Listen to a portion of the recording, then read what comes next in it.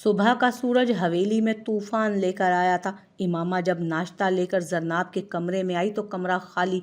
उसका मुंह चिढ़ा रहा था। आपी, जरी आपी, कहाँ हैं आप? इमामा ने कमरे की हालत देखते परेशानी से आवाज़ दी। लेकिन जरी होती तो जवाब देती ना। कबर्ड से सारे कपड़े नीचे बिखरे पड़े थे और जरनाब कहीं भी नहीं थी। कमरे की हालत देख उसे शिद्दत से कुछ गलत होने का एहसास हुआ। आपी कहाँ चली गई? इमामा परेशानी से कहते बाहर जाने लगी जब उसकी नज़र सामने शीशे पर पड़ी जहाँ एक चिट लगी थी। इमामा ने हैरत से शीशे के करीब जाते उस चिट को निकाल कर खोला और जैसे जैसे पढ़ती गई उसकी आंखें फैलती गईं। वो एक लेटर था जो जरनाब छोड़ कर गई थी। लेटर को मुट्ठी में दबाए वो रोते बाहर भागी। अम्मी, अम्मी कहाँ हैं आप? सीढ़ियाँ उतरते वो बुलंद आवाज़ में चिल्लाई तो सब जो डाइनिंग टेबल के गिर्द बैठे नाश्ता कर रहे थे परेशानी से उठकर उसकी तरफ आए। इमामा, क्या हुआ? तुम तो जरनाब को नाश्ता देने गई थी ना, रो क्यों रही हो बेटा? रेहाब बेगम ने उसके आंसू साफ करते परेशानी से पूछा। अम्मी, वो जरनाब आपी, वो इमामा से बोला नहीं जा रहा था। उसे रोते देख मुकर्रम के चेहरे पर नागवार पथरीले तासुरात नमूदार हुए। क्या हुआ जरनाब को? वो ठीक तो है ना? बोलो इमामा, क्या हुआ जरनाब को? रेहाब बेगम ने जरनाब का सुनकर उसे झिझोड़ा तो इमामा ने रोते हुए वो लेटर उनके सामने किया जिसे शमून शाह ने लेते पढ़ा। अस्सलामुअलैकुम मॉम डैड, जिस वक्त आप लोगों को ये लेटर मिलेगा मैं आप सबसे बहुत दूर जा चुकी होंगी। मैं ऐसा नहीं करना चाहती लेकिन आपने मुझे मजबूर किया, मेरी बात नहीं सुनी। मजबूरन मुझे ये कदम उठाना पड़ा। मैं ये शादी नहीं करना चाहती क्योंकि मैं किसी और से मोहब्बत करती हूँ, इसलिए मैं जा रही हूँ हमेशा हमेशा के लिए। हो सके तो मुझे माफ़ कर दीजिएगा, मुझसे नफ़रत मत कीजिएगा प्लीज़, और ना ही मुझे ढूंढने की कोशिश, क्योंकि ढूंढा उसे जाता है जो खोया हो, अपनी मर्ज़ी से जो छोड़ जाए उसे ढूंढा नहीं करते। I am so sorry mom dad, मुझे माफ़ कर दीजिएगा, आपकी नाफरमान बेटी जरनाब। ख़त पढ़ते ही शमून की आंखों से आंसू बहने लगे। मान तोड़े जाने पर, एतबार के किरचियाँ बिखरने पर। शमून की क्या हुआ? आप रो क्यों रहे हैं? कि क्या क्या लिखा है इस खत में? रेहाब बेगम ने उन्हें रोते देख धड़कते दिल से पूछा। लेकिन तभी शमून शाह नीचे गिरे। बाबा साईं। इमामा और हवेली के अंदर आता दिलावर जो भी शहर से आया था शमून को गिरते देखकर चिल्लाते हुए उसकी तरफ भागे। बाबा आंखें खोलें, भाई भाई बाबा को देखे ना, क्या हुआ है? बाबा आंखें खोलें प्लीज़। शमून। ऐसी कई आवाज़ें उनके कानों में पड़ी और फिर उनकी आंखों के आगे अंधेरा छा गया। सुनो गुड़िया, अच्छी लड़कियां बाप का मान रखती हैं, उनकी पगड़ी बचाती हैं, मर जाती हैं लेकिन बाप का सर नहीं झुकने देती। ये मोहब्बत तो एक झांसा है, इसके झांसे में मत आना। ये मीठे लफ्ज़ों का जाल है जिसकी कोई हकीकत नहीं। ये एक अंधेर कमरे का मंजर था जहाँ एक निस्वानी वजूद चादर में लिपटा ज़मीन पर होशो हवास से बेगाना पड़ा था। थोड़ी देर बाद ही कमरे के बाहर कदमों की खनक आवाज़ पैदा हुई और दरवाज़ा खोलकर दो औरतें अंदर आई। ए लड़की, उठ, जल्दी से खाना खा ले, उठ जा। उनमें से एक औरत ने उस वजूद को झिझोड़ते कहा तो वो कसमसाई। क्या हुआ, क्या हुआ? कहाँ हूँ मैं? आप लोग कौन है? मैं यहाँ कैसे पहुँची? हवास बेदार होने पर अजनबी औरत को देखते जरनाब झटके से उठी तो खुद को उस अंधेर कमरे में बंद देख उसके होश उड़े। मैं यहाँ कैसे पहुँची? मुझे तो जाना था। जरार मेरा इंतज़ार कर रहा होगा। तो तुम कौन लोगो? मुझे यहाँ क्यों लाए हो? बोलो। जरनाब गुस्से से बेहाल टूटे फूटे अल्फाज में चीख रही थी। ए सुनो लड़की, हमें नहीं पता कि तुम्हें यहाँ क्यों रखा गया है। हम तो मुलाजिम हैं, अपने सरदार के हुक्म के ताबे। ये खाना पड़ा है, खा लेना। जो भी पूछना है सरदार से पूछना, जो भी पूछना है ना सरदार से पूछना, उनमें से एक औरत ने कहा और खाने की ट्रे रखे दोनों दरवाजे बंद करने आगे बढ़ी। रुको, कहाँ जा रही हो तुम दोनों? मुझे निकालो यहाँ से, तुम लोग जानते नहीं मुझे। ए सुनो, दरवाज़ा खोलो। उनके दरवाज़ा बंद करने पर जरनाब चिल्लाई लेकिन वो दोनों ही जा चुकी थी। ओ गॉड, कहाँ फंस गई मैं? जरार मेरा इंतज़ार कर रहा होगा, पता नहीं क्या सोच रहा होगा मेरे बारे में कि मैं उसे खुद बुलाकर नहीं आई। मुझे जाना होगा यहाँ से, लेकिन उस कैद खाने से कैसे निकल कर जाऊँगी? जरनाब ने परेशानी से कमरे को देखते कहा। लेकिन बहुत सोचने के बाद भी कोई तदबीर ना सूझी तो गुस्से से खाने की ट्रे उठाकर दीवार में दे मारी और खुद नीचे बैठकर रोने लगी। ये जो भी है ना, मैं छोड़ूंगी नहीं उसे, और ना ही तुम सबको छोड़ूंगी। ईंट से ईंट बजाकर रख दूंगी तुम्हारे सरदार की भी मैं। जरनाब रोते हुए ऊंची आवाज़ में चिल्लाई लेकिन वहाँ कोई उसकी सुनने वाला ना था। زرار انتظار کرنے کے بعد گھر آ گیا تھا۔ اسے لگا کہ زرناب وہاں سے نکل نہیں پائی۔ اب اس کا ارادہ موم ڈیڈ کو حویلی بھیجنے کا تھا۔ زرار کہاں گئے تھے تم؟ رات کو بھی تم گھر پر نہیں تھے؟ رمیسا بیگم نے اسے اندر آتے دیکھ کر پوچھا۔ موم دوست کی طرف گیا تھا، اس کو ہیلپ چاہیے تھی تو اس لیے۔ آپ اسے چھوڑیں، یہ بتائیں ناشتے میں کیا ہے؟ قسم سے بہت بھوک لگی ہے، زرار نے ٹالنے والے انداز میں کہا۔ تمہاری پسند کا ناشتہ ہے بیٹا، تم جاؤ فریش ہو کر آؤ، میں تب تک ناشتہ ٹیبل پر لگاتی ہوں، رمیسا بیگم نے مسکراتے ہوئے کہا تو زرار تھکے انداز میں اسپات میں سر ہلاتا سیڑھیوں کی طرف بڑھ گیا۔ وہ سب پریشان سے کمرے میں کھڑے تھے۔ ڈاکٹر شمون شاہ کو چیک کر رہا تھا۔ امامہ کی رو رو کر ہچکیاں بندھی تھیں۔ یہی حال رحاب بیگم کا بھی تھا۔ پریشانی کی کوئی بات نہیں، انہوں نے سٹریس لیا ہے کسی چیز کا، اس لیے ان کا بی پی شوٹ کر گیا ہے، جس کی وجہ سے ان کی یہ حالت ہوئی۔ آپ لوگ ان کی ڈائٹ کا خیال رکھیں اور کوشش کریں کہ انہیں کوئی پریشانی نہ ہو۔ باقی میں نے یہ میڈیسنز لکھ دی ہیں، آپ یہ دے دیجئے گا۔ ڈاکٹر نے میڈیسن لکھتے کہا تو سب کی جان میں جان آئی۔ بہت شکریہ آپ کا، شاذم نے چٹ لے کر مشکور لہجے میں کہا۔ سر اس میں شکریہ کی کیا بات ہے، میرا فرض ہے یہ، اگر کوئی مسئلہ ہو تو مجھے بلا لیجیے گا، اب چلتا ہوں، ڈاکٹر نے مسکراتے ہوئے کہا اور باہر نکل گیا۔ یہ کیا کہہ رہے ہیں آپ؟ زرناب کی جگہ امامہ کا نکاح، ایسا کیسے ہو سکتا ہے؟ شاذم کی بات سن کر سبھی پریشان ہو گئے تھے۔ اس میں غلط ہی کیا ہے؟ اگر نکاح نہ ہوا تو کیا عزت رہ جائے گی ہماری؟ اور امامہ ماشاءاللہ سے سمجھدار بچی ہے، وہ ہماری بات کو سمجھے گی۔ بھائی صاحب وہ ابھی چھوٹی ہے، رحاب نے کمزور سے انداز میں اپنی بیٹی کا دفاع کرنا چاہا، کیونکہ شمون کے تاثرات دیکھ کر لگ رہا تھا کہ وہ اس بات پر راضی ہیں، جبکہ مکرم کے چہرے پر چھائے اسپاٹ تاثرات سے کچھ بھی اندازہ لگانا مشکل تھا۔ 18 سال چھوٹی عمر نہیں ہوتی ہے، شاذم نے نرمی سے کہا تو رحاب بیگم کو خاموش ہونا پڑا۔ بھائی صاحب بات تربیت کی ہوتی ہے، بھابھی بیگم نے اپنے بچیوں کی تربیت ہی ایسی کی ہے کہ وہ خود سر ہو چکی ہیں۔ میں تو زرناب کی زبان دیکھ کر ہی سمجھ گئی تھی، ایسے کینچی کی طرح چلتی ہے، مجال ہے جو لڑکی کسی کی سن لے۔ میں تو کہتی ہوں اب بھی سوچ لیں، ایک تو منہ کالا کر کے بھاگ گئی، دوسری بھی اسی کی بہن ہے، سگی نہ سہی لیکن بہن تو ہے نا، اسی کے ساتھ پلی بڑی ہے۔ بھائی اس سے پوچھ لینا کہیں اس کا بھی تو کوئی اور پلان تو نہیں، سلطانہ بیگم نے تڑک کر زہریلے لہجے میں کہا تو شاذم نے سخت نظریں اس پر ڈالی، جس سے سلطانہ بیگم کی بولتی ایک دم بند ہوئی، جبکہ رحاب کی آنکھیں بھیگ گئیں۔ امی یہ کیا کہہ رہی ہیں آپ؟ میں آپ ہی کی جگہ ایسا کیسے کر سکتے ہیں آپ لوگ؟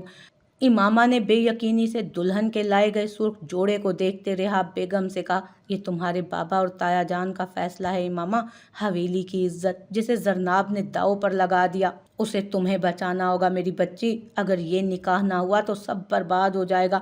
میں ہی کیوں امی، مجھے کیوں قربان کر رہے ہیں آپ لوگ؟ میرا کیا قصور ہے؟ پلیز ایسا مت کریں، مجھے یوں بے مول تو مت کریں، میری ہی نظروں میں مت گرائیں مجھے، پلیز میں ہاتھ جوڑتی ہوں۔ امامہ نے ہچکیوں سے روتے کہا تو اس کو روتا دیکھ رحاب بیگم بھی رو پڑی۔ میں بے بس ہوں میری جان، ہو سکے تو اپنی ماں کو معاف کر دینا۔ رحاب بیگم نے بے بسی سے اس کے جڑے ہاتھ پکڑے، اس کی پیشانی چومی اور چلی گئیں۔ میں ایسا نہیں کر سکتی، دل میں کوئی اور بسا ہو اور نکاح کسی اور سے، نہیں میں نہیں کر سکتی، یہ دوگلاپن مجھ سے نہیں ہوگا، میں کسی کو دھوکہ نہیں دے سکتی۔ اللہ جی یہ کیسی آزمائش ہے، پلیز میری مدد کریں۔ ان کے جاتے ہی امامہ اس سرخ جوڑے کو دیکھتے پھوٹ پھوٹ کر رو دی جو اس کے لیے کفن بننے والا تھا۔ امامہ شمون شاہ ولد شمون شاہ، آپ کا نکاح مکرم شاذم شاہ ولد شاذم شاہ سے 25 لاکھ روپے سکہ رائج الوقت طے کیا گیا ہے، آپ کو یہ نکاح قبول ہے؟ مولوی صاحب نے پوچھا تو سب کی نظریں امامہ کی طرف اٹھی جو ساکت بیٹھی تھی۔ کیا آپ کو یہ نکاح قبول ہے؟ مولوی صاحب نے پھر پوچھا۔ سب دھڑکتے دل سے امامہ کو دیکھ رہے تھے جو خاموش بیٹھی تھی۔ مکرم نے خونخوار نظروں سے جالی کے اس پار دیکھا جیسے ابھی اٹھ کر اس لڑکی کی جان لے لے گا۔ امامہ شمون شاہ، آپ کا نکاح مکرم شاذم شاہ سے 25 لاکھ روپے سکہ رائج الوقت طے کیا گیا ہے، آپ کو نکاح قبول ہے؟ مولوی صاحب نے ایک ایک لفظ پر زور دیتے کہا۔ سلطانہ بیگم اس کی خاموشی پر شمون شاہ کو تمسخرانہ نظروں سے دیکھ رہی تھی۔ امامہ بیٹا، مولوی صاحب کچھ پوچھ رہے ہیں آپ سے۔ ہاں بولو۔ رحاب بیگم نے اس کی طرف جھکتے سرگوشی کے سے انداز میں منت بھرے لہجے میں کہا تو امامہ کے وجود میں ہلچل ہوئی۔ نہیں، اور پھر اس کا سکتہ ٹوٹ ہی گیا، مجھے یہ نکاح قبول نہیں ہے، امامہ نے اسپاٹ لہجے میں کہا اور اپنا لہنگا سنبھالتی وہاں سے چلی گئی۔ ہاں کتنی بے شرم لڑکی ہے یہ، دیکھا بھائی میں نہ کہتی تھی یہ لڑکی ایک نہ ایک دن ضرور کوئی گل کھلائے گی، کر دیا نا سب کے سامنے شرمندہ، اسی دن کا ڈر تھا مجھے، گندا خون ہے تو گند ہی پھیلائے گی نا۔ امامہ کے جاتے ہی سلطانہ بیگم جو موقع دیکھ رہی تھی اس کے انکار پر دل میں چھپا زہر اگلنے لگی۔ بس کریں پھپھو، آپ کو تو بس موقع چاہیے ہوتا ہے، جو دل میں آتا ہے بول دیتی ہیں۔ دلاور شاہ نے غصے سے لال ہوتے کہا تو سلطانہ بیگم اسے گھور کر رہ گئی۔ بھائی میں بہت شرمندہ ہوں، ہو سکے تو مجھے معاف کر دیجیے گا۔ شمون شاہ نے شازم کے سامنے ہاتھ باندھتے سر جھکائے کہا تو شازم نے آگے بڑھ کر اسے سینے سے لگا لیا۔ ایسے نہ کہو یار، سب ٹھیک ہو جائے گا۔ کیسے ٹھیک ہوگا بھائی، حویلی مہمانوں سے بھری پڑی ہے اور سب کو کیا جواب دیں گے ہم؟ تمہیں جواب دینے کی ضرورت نہیں، ہم فی الحال نکاح ملتوی کر دیتے ہیں۔ کوئی نکاح ملتوی نہیں کرے گا، نکاح آج ہی ہوگا، آپ آئیں میرے ساتھ۔ رحاب بیگم نے سرخ نظروں سے شمون کو دیکھتے اسپاٹ لہجے میں کہا اور اندر چلی گئیں۔ اس کے پیچھے تجسس کے ہاتھوں مجبور ہو کر سلطانہ بیگم بھی گئی تھی۔ کمرے میں آتے ہی وہ پھوٹ پھوٹ کر رو دی، دل و دماغ کی جنگ میں الجھ کر رہ گئی تھی وہ۔ رحاب اور شمون کمرے میں آئے اور اسے روتے دیکھ رحاب اس کی طرف بڑھی اور بازو سے دبوچتے اس کا رخ اپنی طرف موڑا۔ کس گناہ کی سزا دے رہی ہو تم دونوں بہنیں ہمیں، بولو؟ وہ تو ہے ہی خود زر، تم نے ایسا کیوں کیا امامہ؟ دیکھو اپنے بابا کو، دیکھو کس حال میں پہنچا دیا ہے تم دونوں نے، کسی سے نظریں ملانے کے قابل نہیں چھوڑا۔ جب انکار کرنا تھا تو باہر کیوں آئی، سب کے سامنے بے عزت کرنے کے لیے، بولو؟ رحاب بیگم نے اس کو جھنجھوڑتے غصے سے پوچھا۔ امی مجھے معاف کر دیں، میں بے بس ہوں، میں ایسا نہیں کرنا چاہتی لیکن میرا دل نہیں مان رہا، میں نہیں کر سکتی، پلیز بابا آپ مجھ سے میری جان مانگ لیں، اف تک نہیں کروں گی لیکن میں یہ نکاح نہیں کر سکتی۔ امامہ نے اذیت سے روتے ہوئے کہا، نہیں تمہاری جان کیوں لیں، تم ایسا کرو نا ہم دونوں کو مار دو، اس کے بعد جو تمہارے دل میں آئے کرتی رہنا۔ رحاب بیگم شدت سے چلائی تھی۔ امی، امامہ نے بے یقینی سے انہیں دیکھا۔ یہ دیکھو امامہ، یہ میرے جڑے ہاتھ، یہ نکاح کر کے ایک آخری احسان کر دو ہم پر، اس نے تو رسوا کر ہی دیا، اب تم تو ایسا مت کرو، ہاتھ جوڑتی ہوں میں تمہارے سامنے۔ رحاب بیگم نے بے بسی سے روتے ہوئے کہا تو امامہ نے زخمی نظروں سے اسے اور شمون کو دیکھا جو خود بھی روتے سرخ آنکھوں سے اسی کو دیکھ رہے تھے جن میں التجا تھی۔ ٹھیک ہے، مجھے یہ نکاح قبول ہے۔ امامہ نے رحاب کے ہاتھوں کو پکڑ کر نیچے کرتے اپنے آنسو پونچھتے اذیت سے مسکرا کر کہا تو اس کا لہجہ ہر احساس ہر جذبے سے عاری تھا لیکن سرخ آنکھوں سے جھرنے بہہ رہے تھے۔ ٹھیک ہے، مجھے یہ نکاح قبول ہے۔ امامہ نے رحاب کے ہاتھوں کو پکڑ کر نیچے کرتے اپنے آنسو پونچھتے اذیت سے مسکراتے کہا تو اس کا ہر احساس ہر جذبے سے لہجہ عاری تھا لیکن سرخ آنکھوں سے جھرنے بہہ رہے تھے۔ سائڈ ڈرار کی طرف جاتے اس نے ایک شیشی اٹھائی، دوپٹے کی اوٹ میں چھپائی اور شمون رحاب کا انتظار کیے بنا باہر چلی گئی۔ نکاح پھر سے پڑھایا گیا۔ امامہ شمون شاہ، آپ کا نکاح مکرم شازم شاہ سے 25 لاکھ روپے سکہ رائج الوقت کیا جاتا ہے، کیا آپ کو یہ نکاح قبول ہے؟ اس سے پوچھا گیا تو اس نے کانپتی آواز میں قبول ہے کہا۔ قبول ہے، آخری بار کہتے اس نے کانپتے ہاتھوں سے سائن کیے اور پھر پین اس کے ہاتھ سے گر گیا۔ سرخ آنکھوں سے بہتے آنسو بے مول ہو گئے۔ نکاح کے بعد مبشرہ بیگم اسے مکرم کے کمرے میں بٹھا کر چلی گئیں۔ ان کے جاتے ہی وہ جو بے جان سی بیٹھی تھی اپنی قسمت پر بلک بلک کر روئی، آنکھیں رو رو کر سرخ انگارہ ہو رہی تھیں۔ کافی دیر رونے کے بعد اس نے اٹھتے خود کو آئینے میں دیکھا، روایتی دلہن کی طرح سجا سنورا روپ قیامت ڈھا رہا تھا۔ سوگوار حسن کے ساتھ وہ آسمان سے اتری حور لگ رہی تھی۔ خود کو دلہن کے روپ میں دیکھتے وہ پھر سے رو دی۔ میں بے وفا نہیں ہوں، نہ ہی دھوکے باز، زخمی نظروں سے خود کو دیکھ کر جنونی انداز میں کہتے اس نے اپنے ہاتھ میں دبی شیشی سے ٹیبلٹ نکالی۔ سوری بابا، مجھے معاف کر دیجیے گا، آپ کی بیٹی نے آپ کا مان تو رکھ لیا لیکن وہ خود مر گئی، میں زرار کو اپنے دل سے نہیں نکال سکتی، وہ میری روح میں بستا ہے، اس کو نکالوں گی تو مجھ میں کچھ نہیں بچنا لیکن میں اور کسی کی زندگی برباد نہیں کر سکتی، ہو سکے تو مجھے معاف کر دیجیے گا۔ ہچکیوں سے رو کر کہتے اس نے ساری ٹیبلٹس نکال کر کھا لی۔ مہمانوں کو رخصت کرنے کے بعد مکرم کمرے میں آیا تو اسے بیڈ پر آڑا ترچھا لیٹا دیکھ انہونی اس کے احساس سے چونکا۔ امامہ اٹھو۔ اس کے پاس آتے مکرم نے اس کا رخ اپنی طرف موڑا تو اس کے منہ سے نکلتی جھاگ اور اس کے پاس پڑی خالی شیشی دیکھ اس کی جان نکلنے لگی۔ امامہ آنکھیں کھولو، امامہ मैं तुम्हें कुछ नहीं होने दूंगा। आंखें खोलो इमामा। इमामा को बेजान देखकर मुकर्रम पागल हो रहा था। किसी को बताए बिना उसको अपनी बाहों में भरे वो दीवानावार बाहर की तरफ भागा था। 1.5 घंटे का सफर उसने आधे घंटे में तय किया था। दिल इतनी तेजी से धड़क रहा था जैसे अभी सीने की दीवारें तोड़कर बाहर आ जाएगा। अस्पताल पहुंचते ही कार रुकी और वो ड्राइविंग सीट से उतरते तेजी से इमामा का पल पल सांसों की डोर तोड़ता नाजुक वजूद अपनी बाहों में उठाए अंदर की तरफ भागा। Doctor doctor, oh my God, इन्हें क्या हुआ? नर्स और अस्पताल का अमला उसको चिल्लाते देख उसकी तरफ बढ़ा। मुकर्रम ने स्ट्रेचर की तरफ कदम बढ़ाए और उसे स्ट्रेचर पर लिटाया। इमामा को ऐसे देख उसकी खुद की हालत खराब हो रही थी। कहीं से भी वो गुस्से वाला सख्त दिल मुकर्रम शाह नहीं लग रहा था। अस्पताल की राहदारी से गुजरते लोग हैरत से उस लंबे चौड़े वजीह मर्द को देख रहे थे। डॉक्टर को बुलाओ जल्दी। उसकी आवाज़ सुनकर डॉक्टर अपने रूम से खुद ही बाहर आ गया था। मुकर्रम दीवानावार इमामा के जर्द चेहरे को देख रहा था। भूरी चमकती आंखें पानियों से भरी थी। डॉक्टर प्लीज़ मेरी मिसेस को देखें, इसे कुछ नहीं होना चाहिए प्लीज़। जब से उसका चेहरा लाल हो रहा था। दीवानगी से बोलते वो इमामा के मुंह से निकलता झाग साफ कर रहा था। रिलैक्स जेंटलमैन, कुछ नहीं होगा इन्हें। नर्स इन्हें अंदर ले जाएं, हरी अप। डॉक्टर ने इमामा की नब्ज टटोलते कहा। वो लोग स्ट्रेचर को लेकर अंदर जाने लगे जब मुकर्रम भी उनके साथ जाने लगा। फिर डॉक्टर के समझाने पर बमुश्किल वो बाहर रुका था, लेकिन बेचैन निगाहें बंद दरवाजे पर टिकी थी। आंखों में उसके खो जाने का खौफ हलकोरे ले रहा था। इस हादसे ने उस पर आगाही के दर खोल दिए कि वो बेवकूफ़ लड़की उसके लिए कितनी अहम हो चुकी है। क्या हुआ डॉक्टर, वो ठीक तो है ना? डॉक्टर ऑपरेशन थिएटर से बाहर आया तो मुकर्रम ने इस तरह भी कैफियत से पूछा। अल्लाह का शुक्र है जेंटलमैन कि आपकी मिसेस खतरे से बाहर है। वक्त रहते आप उसे ले आए। अगर थोड़ी सी भी देर हो जाती तो उन्हें बचाना मुश्किल हो जाता। काफ़ी ज़्यादा मिकदार में मेडिसिन खाने की वजह से यह हालत हुई ये हालत हुई है। उससे इनकी जान भी जा सकती थी। एक तरह से ये सुसाइड अटेम्प्ट है। आपको इनका ख्याल रखना होगा। हर बार किस्मत साथ नहीं देती।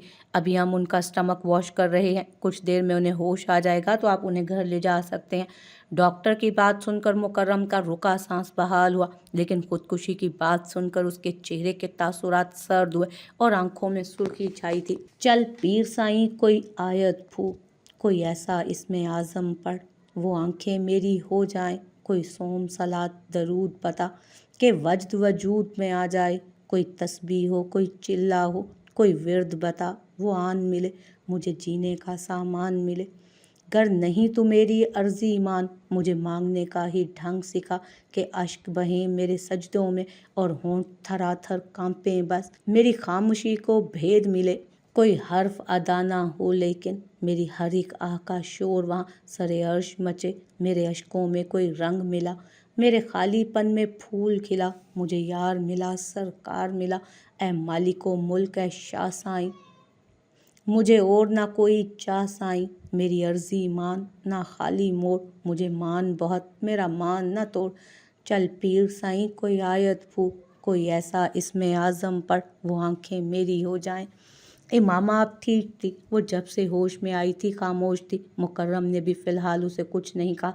अस्पताल से उसे डिस्चार्ज कर दिया गया था। मुकर्रम चाहता था कि सुबह लोगों के जागने से पहले वो हवेली पहुंच जाए, ताकि किसी को इमामा की हालत का या इस हरकत का इल्म ना हो। सारा रास्ता वो दोनों खामोश थे। हवेली पहुंचते ही इमामा गाड़ी से उतरते अंदर जाने लगी। जब सर चकराने पर गाड़ी का सहारा लिया। रुको, मैं हेल्प करता हूँ, मुकर्रम ने कहते ही उसे उठाया और अंदर चला।